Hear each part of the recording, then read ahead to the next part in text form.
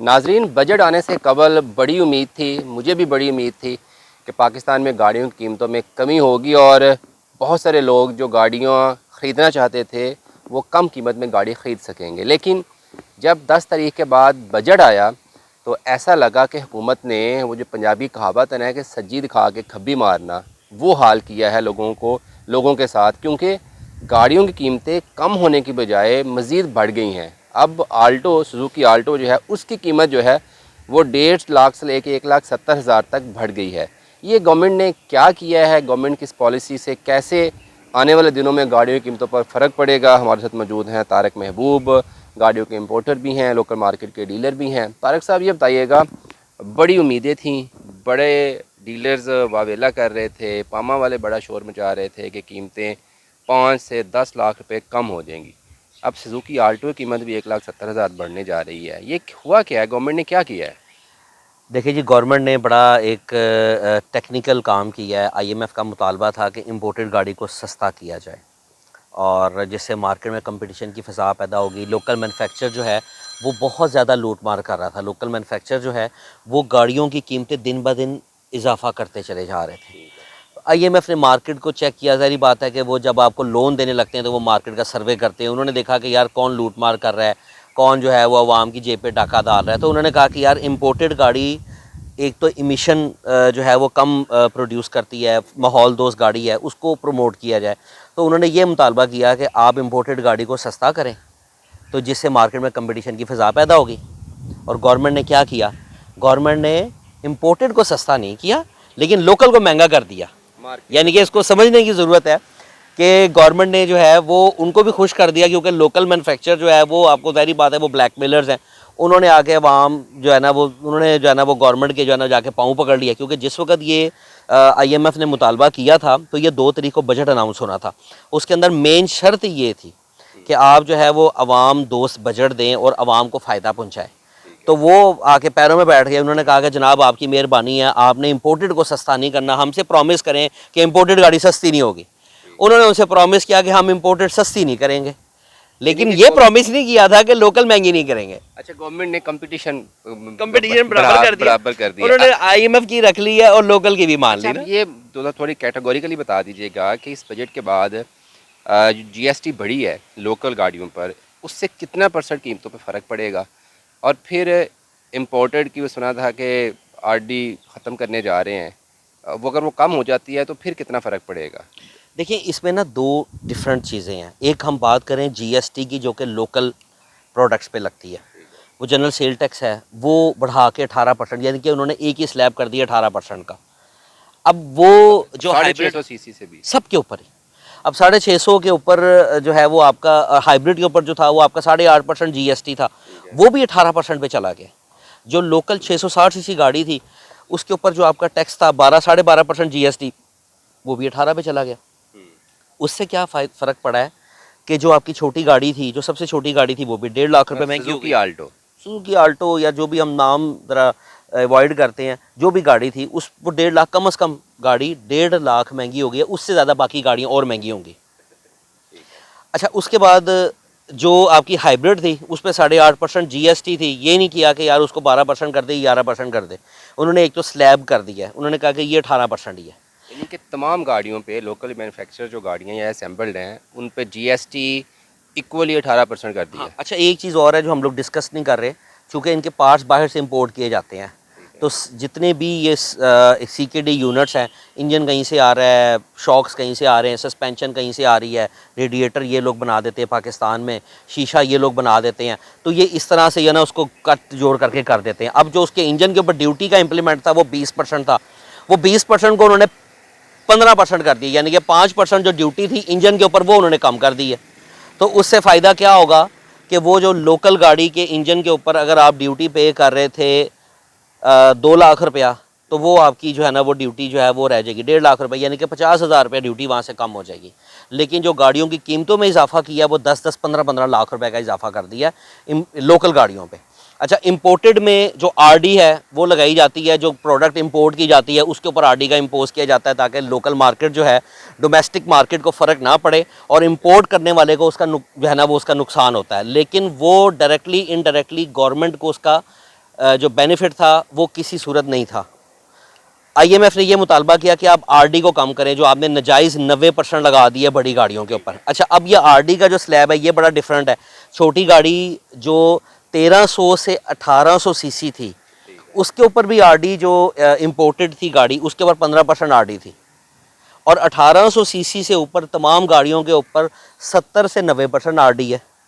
यानी कि जो 3000 सीसी से ऊपर इंजन है उनके ऊपर आरडी जो आपकी लग रही थी वो 90% थी।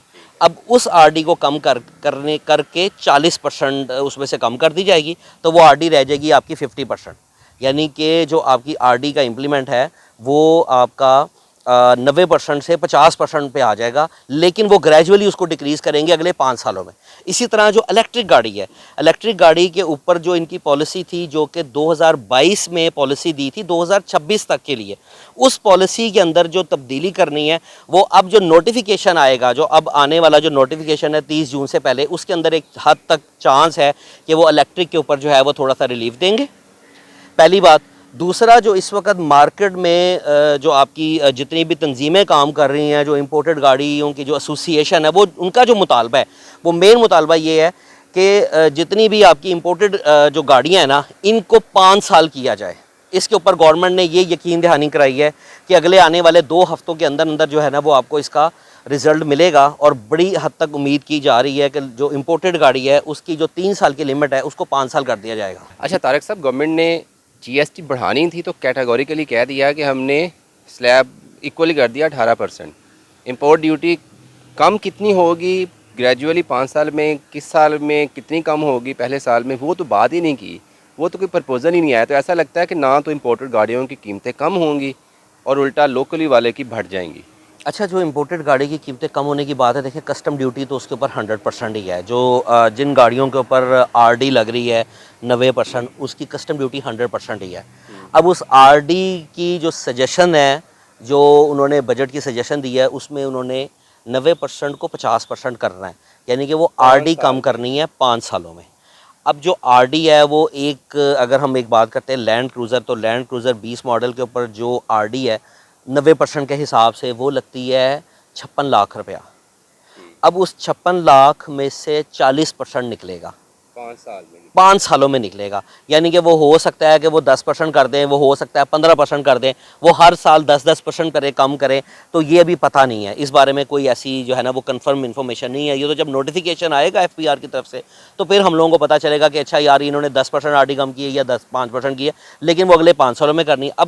अब ये देखें कि अगर वो जीएसटी बढ़ा सकते हैं 18%, तो अगर वो आरडी 40% कम करेंगे तो कोई और चीज़ बढ़ा देंगे, लेवीज लग सकती हैं उसके ऊपर, इंपोर्टेड आइटम के ऊपर। अच्छा, अब एडिशनल कस्टम ड्यूटी एक नाजायज़ जो है ना वो इन्होंने लगाई हुई थी, यानी कि आप 100% कस्टम ड्यूटी दे रहे हैं, उसके बाद आपने 7% एडिशनल कस्टम ड्यूटी भी देनी है, तो उसको 1% कम किया, क्योंकि 5 सालों में वो भी ख़त्म करनी है, तो वो 7% ख़त्म करनी है, तो वो हर साल 1% वो भी कम होगी, तो वो 1% जो है, 1% कम होने से कितना फ़र्क पड़ सकता है? लेट्स सपोज एक 1000 सीसी की इंपोर्टेड गाड़ी है, 7% जो कस्टम ड्यूटी है वो लैंड क्रूज़र पे 4,32,000 रुपया थी, 7%। अब उसमें से 1% और कम हो जाएगी, 40,000 रुपये का फ़र्क पड़ जाएगा।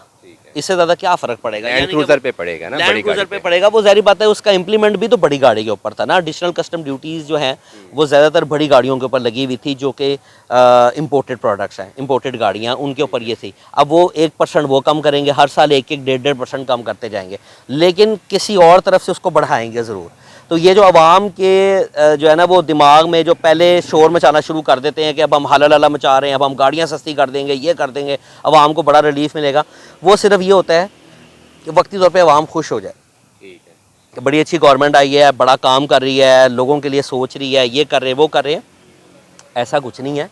ये सारा जो है वो उन्होंने टेक्निकली बजट बनाया जाता है, और हमेशा जब भी नून लीग की गवर्नमेंट में आप देख लें कि जो हमारे जो साबिक जो इसके पीछे काम करने वाले हमारे जो डार साहब हैं, तो अभी भी वही काम कर रहे होते हैं और वही इस तरह की मज़ेदार किस्म की पॉलिसी बना के देते हैं। ये बताएं तारिक साहब, अगले 5 सालों में आपको लगता है कि पाकिस्तान में गाड़ियों की कीमतें कम होंगी या?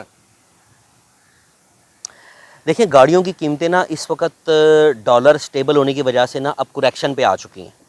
पहले ये था कि हम लोग बड़े खुश होते थे कि यार ये गाड़ी मैंने ली है, ये मैंने 50 लाख की ली है, अब ये 60 की हो गई है, 70 की हो गई है, मैं इसको बेचूंगा तो मेरी ये 50 की ली हुई 70 की बेचेगी। लेकिन हम बेवकूफ़ हैं, यानी कि हम इन चीज़ों पे खुश हो जाते थे। होता गया था कि आपका जो डॉलर है वो 110 से छलांगे मारता मारता मारता 280 को भी क्रॉस कर चुका हुआ था। अब ये चला गया था 315 पे, 315 से ये वापस आया।